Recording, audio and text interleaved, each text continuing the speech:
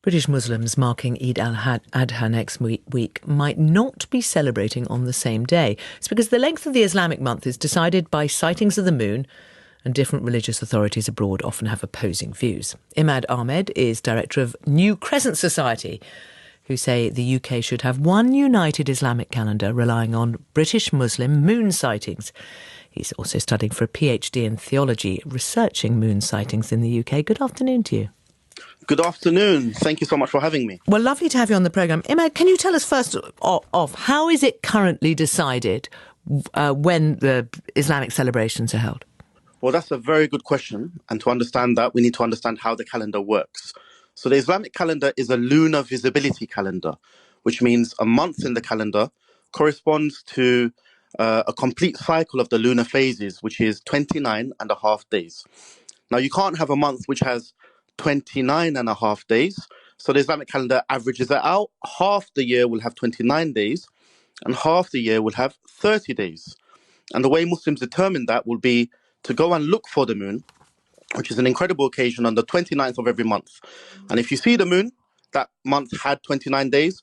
But if not, it moves and the month rounds up to 30 days. Now, the heart of this dispute in the UK began when Muslims first came to the UK, and they began attempting looking for the moon in the UK as they had done in their home countries, but they faced a very British problem, which was the weather. Of course. They would go and look for the moon month after month after month. And in my research at Cambridge University, I found letters they've written to India saying, we can't see the moon, what shall we do? And so what Muslims have done is instead outsource their moon sighting to different countries.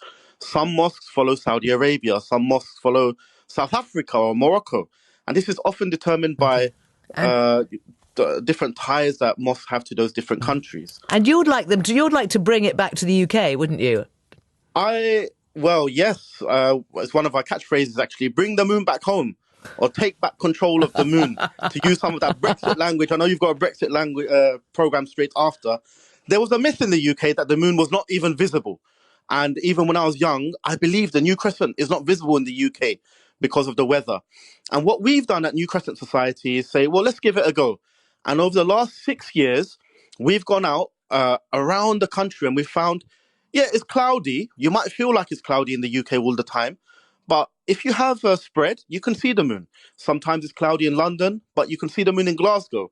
Or sometimes, you see the moon in Liverpool, but it's cloudy in Cornwall. But in this way, when we work together in the UK, we can see the moon.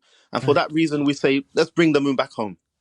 Well, Imad Ahmed, thank you for explaining that so clearly, and good luck with the campaign. Thank you very much. That is it from us for today. Just a reminder of a couple of headlines. New figures show the